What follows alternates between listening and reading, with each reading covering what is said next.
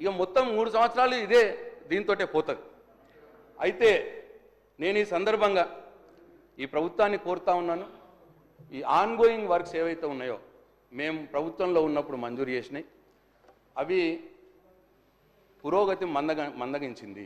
నేను నిన్న కూడా చెప్పిన, పనులు ఆగిపోయినాయి, కొన్ని మెల్లగా నడుస్తున్నాయి. ఎందుకు అని అంటే కాంట్రాక్టర్స్ మాకు డబ్బులు ఇవ్వలేదండి, మేము ఎక్కడి నుంచి తేవాలా అని అంటున్నారు. కాబట్టి ప్రభుత్వాన్ని నేను కోరుతా ఉన్నా, డిమాండ్ కూడా చేస్తూ ఉన్నా, ఆన్గోయింగ్ వర్క్స్ పెండింగ్ బిల్స్ మీరు ఇవ్వండి, ఇచ్చి ఆ పాత వర్క్స్ని ముందుకు తీసుకుపోయే ప్రయత్నం చేయండి అని చెప్పి ప్రభుత్వాన్ని డిమాండ్ చేస్తూ ఉన్నా. అట్లనే కాంట్రాక్టర్లు సెక్రటరీలు ధర్నా చేసే పరిస్థితి రానియొద్దు అని చెప్పి నేను ఈ ప్రభుత్వానికి సూచిస్తూ ఉన్నా. అట్లనే మేము కొత్త పనులు అట్లనే అధ్యక్ష, మేము కొన్ని పనులు స్టార్ట్ చేసినాయి, వీళ్ళు క్యాన్సిల్, మేము మంజూరు చేసినాయి, వీళ్ళు క్యాన్సిల్ చేసినారు అధ్యక్ష ఈ ప్రభుత్వం వచ్చినాక. ఎందుకంటే ప్రజలకు చెప్పినాం, కానివ్వండి ఎలక్షన్లప్పుడే కానీ మేము ప్రజలకు చెప్పినాము, శంకుస్థాపనలు అయినాయి, కొబ్బరికాయలు కొట్టినాము. కాబట్టి ప్రజలు ఆశతో ఉన్నారు. నేను ఈ ప్రభుత్వాన్ని ఏం కోరుతున్నా అంటే ఇమీడియట్ కాకుండా మీ 3 సంవత్సరాల ప్లాన్ ఏదైతే ఉన్నదో ఆ ప్లాన్లో ఉన్న వర్క్స్ అన్ని ఇంక్లూడ్ చేయండి. ప్రజలు ఆశతో ఉన్నారని చెప్పి ప్రభుత్వానికి నేను సూచిస్తా ఉన్నా, ప్రజల వైపు నుంచి అడుగుతున్నా అధ్యక్ష. నా స్వార్థమేం లేదు దీంట్లో. అట్లాగే అధ్యక్ష, నా నియోజకవర్గంలో స్పెసిఫిక్గా నేను శాంక్షన్ చేసిన క్యాన్సిల్ చేసినారు. స్పెసిఫిక్ అధ్యక్ష, మా బాల్కొండ నియోజకవర్గంలో ఉత్తర తెలంగాణలో ఆ 3 జిల్లాల్లో ఈ గల్ఫ్కు పోయి బతకడానికి పోతారు అధ్యక్ష. చాలామంది బతుకు తెరువుకు గల్ఫ్కు పోతూ ఉంటారు. అయితే గల్ఫ్కు వాళ్ళు లేబర్గా పోతేనేమో తక్కువ పైసలు వస్తాయి. ఏదైనా పని నేర్చుకొని పోతే ఎలక్ట్రీషియనో, ప్లంబరో, పెయింటర్ ఏదైనా పని నేర్చుకొని పోతే ఒక 2 రూపాయలు ఎక్కువ వస్తాయి. సో ఆ ఉద్దేశంతో నేను నా నియోజకవర్గంలో ఉన్న మోర్తాల్లో ఒక నాక్ సెంటరు మంజూరు చేసాం అధ్యక్ష. 5 కోట్ల రూపాయలు మంజూరు చేసాం. దానికి కొబ్బరికాయ కొట్టిన, టెండర్ కూడా అయిపోయింది. మరి మంత్రి గారు నా మీద కోపంతోనో ఏందో దాన్ని క్యాన్సిల్ చేసినారు అధ్యక్ష. ఇది నిరుద్యోగ యువతకు సంబంధించినటువంటి విషయం. దయచేసి నేను మంత్రి గారిని, R&B శాఖ మంత్రి గారిని కోరుతా ఉన్నా, దాన్ని పునరుద్ధరించండి, అది అయ్యేటట్టు చూడండి, నిరుద్యోగ యువకులకు లాభం జరుగుతుందని చెప్పి నేను కోరుతా ఉన్నా అధ్యక్ష. అట్లా 3 దగ్గరలో చేసాం అధ్యక్ష. మోర్తాడ్ ఒకటి, అట్లనే సిరిసిల్లలో ఒకటి, సూర్యాపేటలో ఒకటి. ఈ 3 కూడా చేయమనండి అధ్యక్ష. మంచిది, అది చిన్న 5 crores 10 crores ఉంటుంది. అవి నిరుద్యోగ యువకులకు పనికొస్తుందని చెప్పి నేను ఈ ప్రభుత్వాన్ని కోరుతా ఉన్నా అధ్యక్ష. అయితే అధ్యక్ష, నేను వాళ్ళు చెప్పినవి వాస్తవాలు అవాస్తవాలు అని చెప్పి నేను మీ సభకు చెప్పిన, మీకు కూడా చెప్పిన, మీకు తప్పకుండా ఈ పేపర్లన్నీ కూడా మీ దృష్టికి మీకు పంపిస్తాను అధ్యక్ష. అయితే ఇవన్నీ కూడా ఉన్నాయి కాబట్టి మరి మంత్రి గారు ఎక్కడికెక్కడికో పోవద్దనండి, దయచేసి స్ట్రేట్గా సబ్జెక్ట్ చెప్పమానండి. నాకు అర్థమైతే ఓకే, లేకపోతే నేను మళ్ళీ క్లారిఫికేషన్ అడిగే అవకాశం నాకు ఇవ్వండి అధ్యక్ష. ఇంకా ఉన్నాయి అధ్యక్ష, 2 minutes చెప్పేస్తే 2 minutes సార్. ఇక మళ్ళా సార్ వేరే చెప్పేస్తే సార్ ఎందుకు సార్? ఇప్పుడు సమాధానాలు చెప్పమానండి సార్, సమాధానాలు చెప్పమానండి సార్. కలెక్టివ్గా తీసుకున్నారు కదా సార్ డిమాండ్స్ సార్, కలెక్టివ్గా డిమాండ్ తీసుకున్నారు. గౌరవ సభ్యులకు నా రిక్వెస్ట్ ఏంటంటే, నేను చిన్న వారి చెప్పిన విషయాలకు నా రిప్లైలో చెప్తాను. ముఖ్యంగా RRR సంబంధించిన విషయం వారు మాట్లాడే మాటలన్నీ కూడా అవాస్తవాలు చెప్తూ మళ్ళా సభతో పాటు ప్రజలను కూడా తప్పుదో పట్టిస్తూ 2017లో ఈ RRR అనౌన్స్ చేసి దానికి నెంబర్ కూడా 161AA ఇవ్వడం జరిగింది. 2017 నేను నేషనల్ హైవే మినిస్టర్ గారిని 7 సార్లు కలిసిన. మొత్తం మీరు చెప్పినా విన్నా కదా, మధ్యలో మీరు దాన్ని కరెక్ట్ వాస్తవం చెప్పడం మనం కంప్లీట్ చేయాలని మాకు కూడా ఉన్నది అని మీరు చెప్పే విషయంలో ల్యాండ్ ఎక్వేషన్ మీరు ఉన్నప్పుడు 11% అయింది. ఇప్పుడు డిసెంబర్లో మా గవర్నమెంట్ వచ్చిన తర్వాత 88% ల్యాండ్ ఎక్వేషన్కు కాన్సెషన్ తీసుకొని RDC ద్వారా మీరున్నప్పుడు తీసుకున్న లోన్ కూడా రెడీగా ఉంది. గవర్నమెంట్ ఆఫ్ ఇండియా అక్కడ పెండింగ్ ఉండి ఆ క్లియరెన్స్ వచ్చిన తర్వాత వెంటనే ఆ ల్యాండ్ ఎక్వేషన్ ఫార్మర్స్ కూడా ఒప్పుకున్నారు. 88% కంప్లీట్ చేసినాము. ఇది ఎందుకంటే మీ ద్వారా సభ్యులతో పాటు ప్రజలకు తెలవాలని. ఇంకొకటి ఏంటంటే గవర్నమెంట్ ఆఫ్ ఇండియాలో పెండింగ్ ఉన్నప్పుడు మేము ల్యాండ్ ఎక్వేషన్ పే చేయలేము. అక్కడ క్లియరెన్స్ కోసం మొన్న 11th రోజు నేను మా ఆఫీసర్స్ మా ఎంపీలతో కలిసి మళ్ళా గౌరవ గడ్కరీ గారిని కలవడం జరిగింది. 2 months లోపు అన్ని క్లియరెన్స్లు వస్తాయని చెప్పి వారు చెప్పడం జరిగింది. నేను దాన్ని బట్టే చెప్పాను తప్ప మీరు 88% ఇప్పటిదాకా ల్యాండ్ ఎక్విజిషన్ మీకు తెలియదు, తెలుసుకోండి అని ఏదైనా వాస్తవాలు మాట్లాడితే మంచిది. బడ్జెట్లో దీనికోసం 1500 కోట్లు మా గౌరవ డిప్యూటీ సీఎం గారు త్రిబుల్ సంబంధించి 1500 కోట్లు కేటాయించుకున్నాం. 2000 కోట్లు ఆర్డీసీ లోన్ రెడీగా ఉంది. అక్కడ ఎప్పుడైతే అప్రూవల్ వచ్చినాయో ఇమీడియట్గా పే చేసి పనులు ప్రారంభిస్తాం. ఇంకా రెండవ విషయం కదా ప్రశాంత్ రెడ్డి గారికి సంబంధించి ఓఆర్ఆర్ నిర్మించింది కాంగ్రెస్ ప్రభుత్వం, అమ్ముకున్నది మీ ప్రభుత్వ హయాంలో ఎలక్షన్ ముందు అమ్ముకున్నది. మీకు త్రిబుల్ గురించి మాట్లాడే మీకు ఎక్కడ ఛాన్స్ ఎక్కడుంది? మీకు రోడ్లు అమ్ముకునే పరిస్థితి తీసుకొచ్చి ఇవ్వాలి ఎలక్షన్ల ముందు.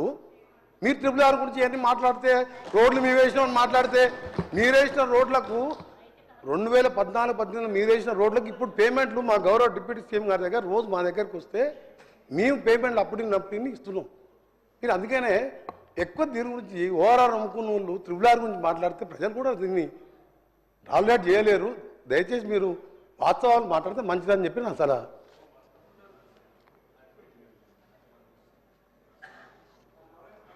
సార్ నేను చెప్పిన దాంట్లో ఒక్క మాట కూడా అబద్ధం లేదు. I stand for it.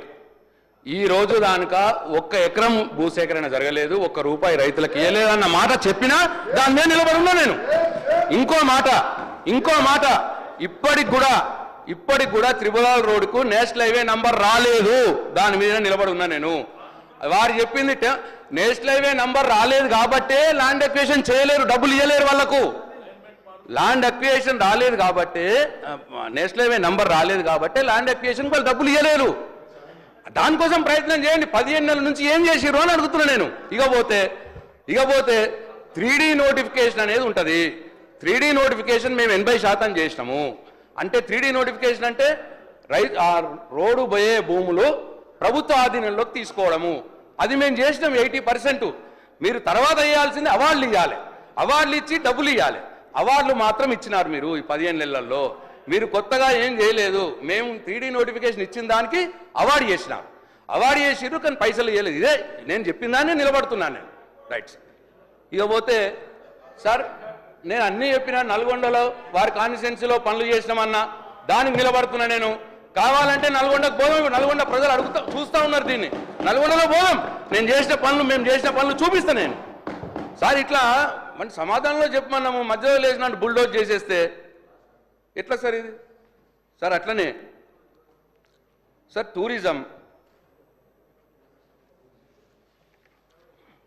ఈ టూరిజంలో సార్ 2025-26కి 800 కోట్ల రూపాయలు పెట్టినారు సార్. సార్ ఇది 2024-25లో 620 కోట్లు పెట్టినారు.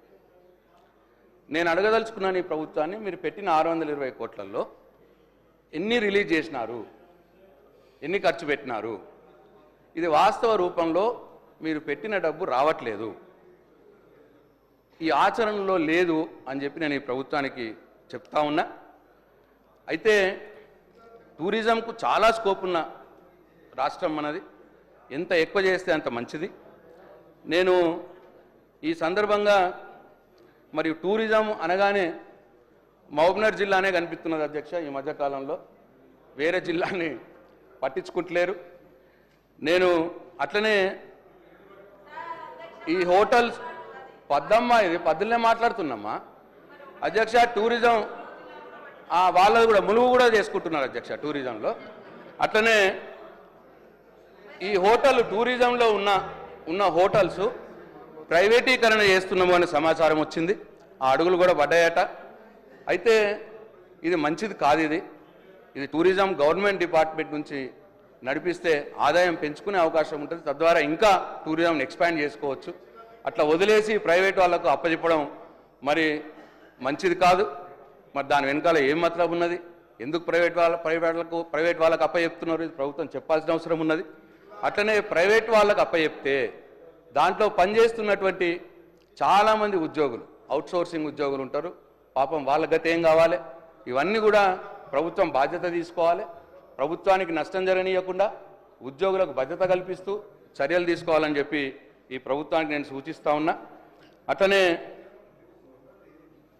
ఈ మహబూబ్నగర్ ములిగే కాకుండా మంత్రి గారిని మా వైపు కూడా చూడాలని చెప్పి నేను కోరుతా ఉన్నా. మా నియోజకవర్గంలో అధ్యక్ష ఎస్ఆర్ఎస్పి ప్రాజెక్ట్ ఉంటుంది, అది నిజామాబాద్ జిల్లా మొత్తం కూడా ఉంటుంది. అది ఎస్ఆర్ఎస్పి ప్రాజెక్టు బ్యాక్ షోర్లో బ్రహ్మాండమైన ఐలాండ్స్ ఉన్నాయి అధ్యక్ష. మేము గవర్నమెంట్లో ఉన్నప్పుడు అదన్నీ కూడా ప్రాసెస్ చేసి అక్కడ ఒక మంచి టూరిజం ప్రాజెక్ట్ డెవలప్ చేయాలని చెప్పి ఆ ల్యాండ్స్ అన్నీ కూడా ఇరిగేషన్ డిపార్ట్మెంట్ నుంచి ట్రాన్స్ఫర్ కూడా చేయడం జరిగింది టూరిజం వాళ్ళకి. ఆ ప్రపోజల్ పెండింగ్లో ఉంది ప్రభుత్వం దగ్గర. మేము మొన్న జూపల్లి కృష్ణారావు గారు వచ్చినప్పుడు వారికి కూడా మేము రిప్రజెంటేషన్ చేసినాం. కాబట్టి అక్కడ నా బాల్కొండ నియోజకవర్గంలో ఎస్ఆర్ఎస్పి ప్రాజెక్ట్ బ్యాక్ షోర్లో భూమి ఆల్రెడీ ఇచ్చున్నాము, ప్రభుత్వం దగ్గర ప్రపోజల్ పెండింగ్ ఉన్నది. కాబట్టి అది వెంటనే మరి త్రూ చేయాలి, అది వెంటనే శాంక్షన్ చేయాలని చెప్పి నేను కోరుతా ఉన్నా. అట్టనే అధ్యక్ష, బాసర సరస్వతి ఆలయం తమరికి తెలుసు. ఇదేంటంటే ఈ ఎస్ఆర్ఎస్పి ప్రాజెక్టు నేషనల్ హైవే మీద ఉంటుంది అధ్యక్ష. ఈ ఎస్ఆర్ఎస్పి ప్రాజెక్ట్ నుంచి బాసరకు లింక్ ఉంటుంది అధ్యక్ష, నీళ్లు ఉంటాయి ఎప్పుడు కూడా. అయితే ఎస్ఆర్ఎస్పి ప్రాజెక్ట్ నుంచి ఇలా టూరిజం ప్రాజెక్ట్ డెవలప్ చేస్తూ అక్కడ నుంచి ఒక బోటును పెడితే